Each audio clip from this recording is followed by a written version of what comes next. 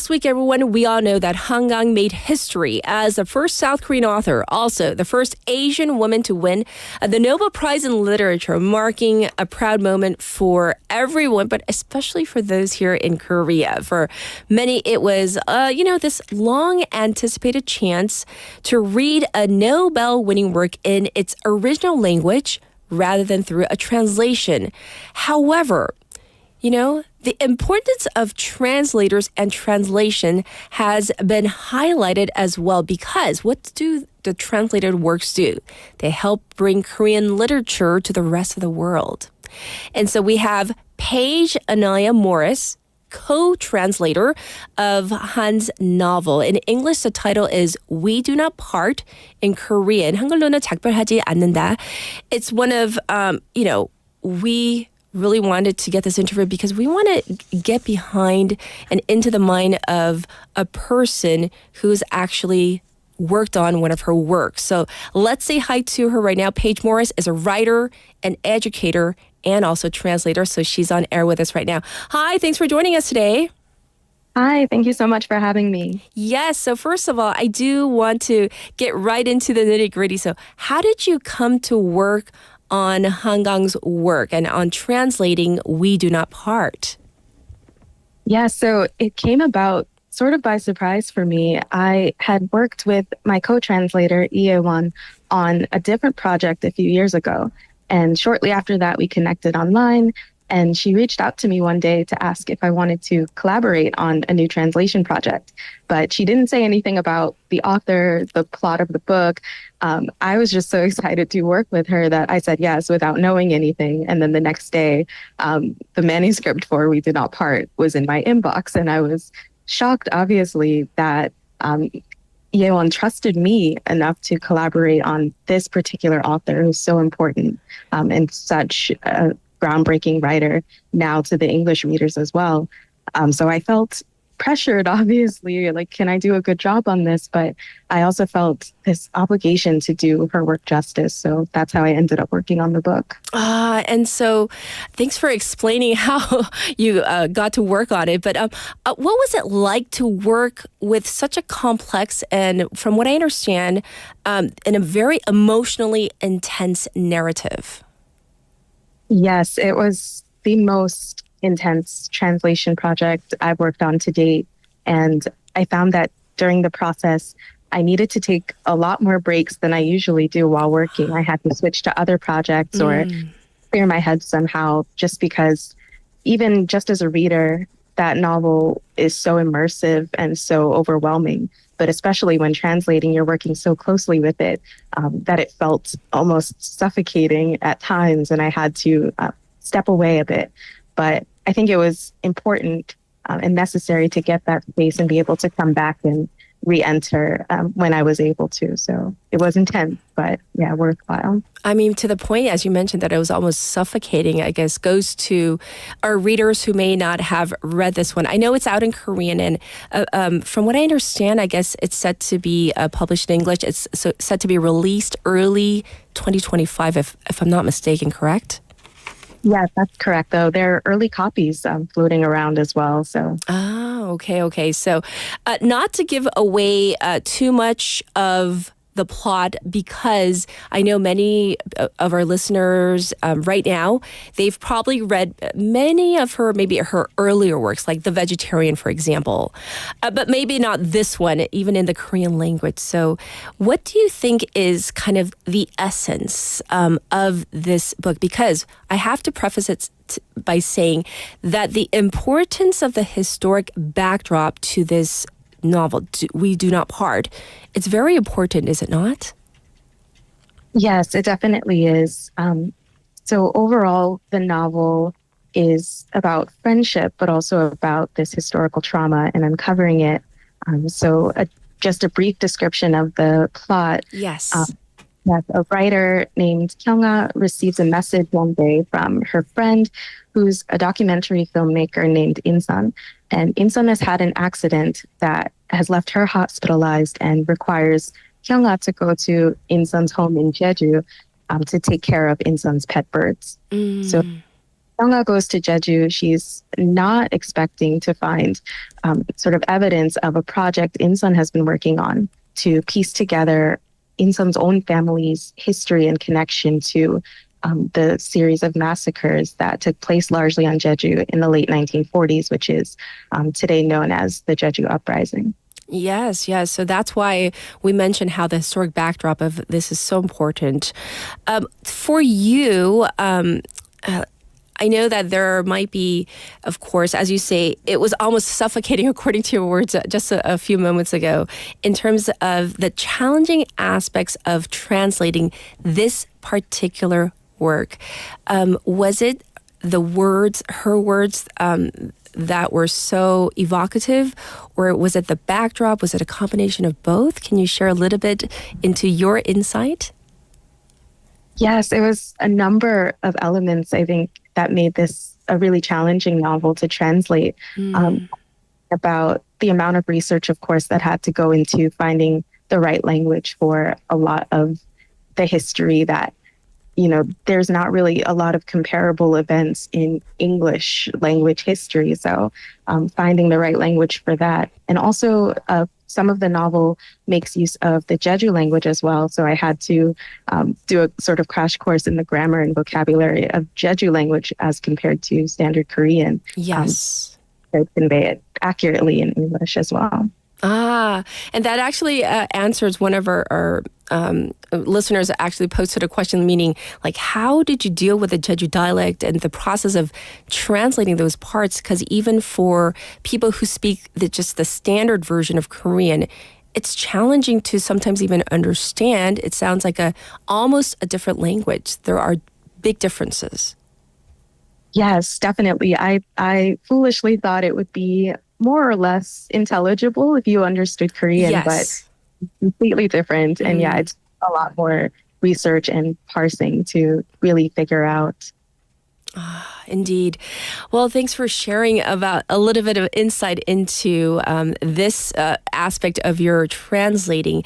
So with Han Kang being the first South Korean author to win the Nobel Prize in Literature, how do you see your role as a translator in bringing Korean literature to the global stage? Because let's face it, I mean, many people would not have access or the capacity to be able to read Hangang's works in the original language, in Hangul, obviously.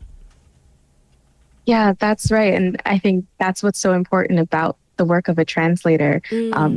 Obviously, this huge win is a testament to the work that so many translators, not only those of us who have worked on Hanggang's novels into English, but the translators all over the world who have brought a language that is not so commonly spoken. Even in the diaspora, you only have so many people who can access the original text. So the translator becomes sort of the person who puts these great novelists on the map and who opens the door for so many people around the world to access these stories that otherwise they would never have heard and would never have had a chance to shape their idea of what Korean literature is. Yes, yes. I thoroughly agree with what you just said. I mean, it's not obviously just you, but the work of all the translators out there bringing Korean literature to the global stage.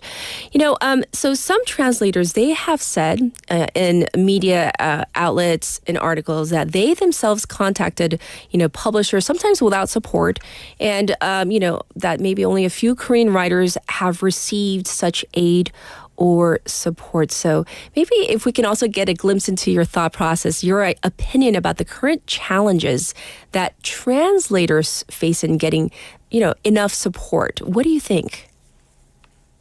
Yes, I definitely think that support for translators is a huge challenge and a huge barrier. I think that especially for the past few years in Korea, it's been harder for publishers and other organizations to support diverse writers and translators, new writers and new translators. I think everyone has kind of been a bit hesitant chances. And I really do hope that this Nobel win for Hangang opens up the possibility that more genres, more forms, more writers of all backgrounds will be translated and will have that support that we have seen in the past for a select few writers and translators of Korean literature. Indeed, opening doors and opportunities. And now, Paige, I want to shift the focus to you more.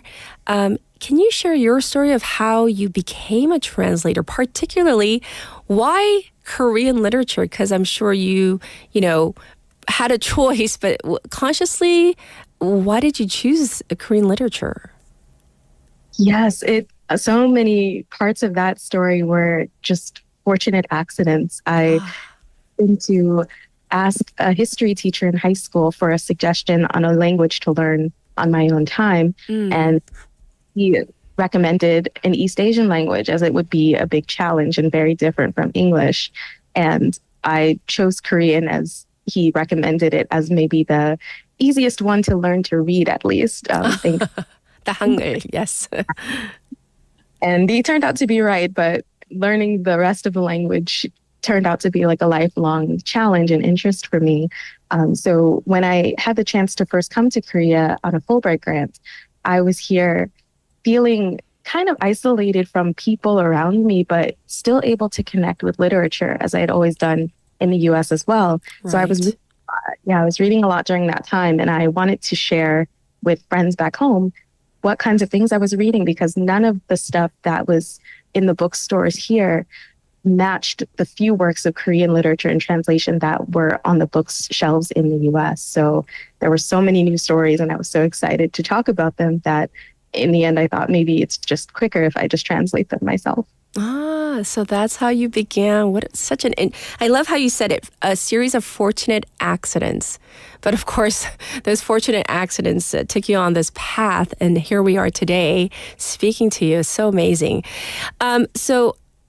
Translating literature, I'm sure, is, as you said earlier, tough, sometimes almost suffocating. As powerful and haunting as, Hangang's work, it must kind of impact you personally, though, I'm sure. I mean, how have her stories or her works affected you personally and professionally, leaving something with you? Yes, definitely. I think having read her works, both in Korean and in translation, it's just inspired. I originally was a writer myself. I started out in fiction writing. Right. And I was inspired to be as brave and as undaunted as Han Kang has been in all of her works. And professionally, I think that extends to, using even the platform of a translator to talk about these events that have been covered up or censored for so much of Korean history. As an American, obviously, I feel that I have a responsibility, too, to mention the U.S.'s role in a lot of this history. And I think I'm emboldened to do that because of how brave Hangang has been in her work. Brave and undaunting, as you say. And I recently read a New York Times article where you were quoted as saying that, if I had to paraphrase that, that she has repeatedly stood against Korea's censorship and culture of face saving. And each time she pushed back against attempts to silence her with stronger and more unwavering works. And, when I read that, it really resonated with me and it really touched me. So can you expand just a little bit more on that? Yes.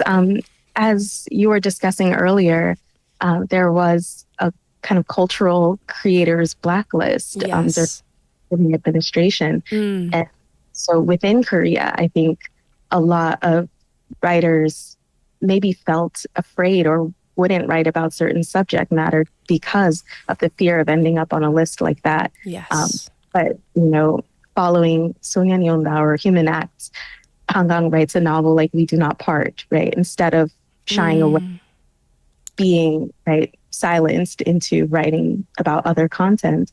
I think it just made her vision even clearer, and it made her writing even sharper and more dedicated to uncovering the truth. So true. And going back to a little bit of your personal work as we approach the end of our conversation, I have so many questions for you, but as someone who translates Korean literature into English, how do you approach what I think is so difficult, the task of conveying these cultural nuances while kind of ensuring that the text, really does resonate with a global, wider audience? Yes, I think it's one of the biggest challenges of translating is trying to convey so much and having a lot of background knowledge or background experience with this culture and this language. Yes. Right, you can't convey 100% of everything in English if you want the work to still resonate and to still hold its literary value. So I had to kind of approach translating cultural elements less from a standpoint of explaining everything and more from presenting and trusting that I can evoke some empathy, even if I can't evoke full understanding of every nuance, some empathy from the global readers who will encounter it. Well, I look forward to reading your translated work because once again, for the masses, available January 2025. But Paige, thank you so much for translating not just her work, but your translation work in general in English so that many more people have access to writers of Korean literature. So thank you so much for being on air with us as well. Thank you so much for having me.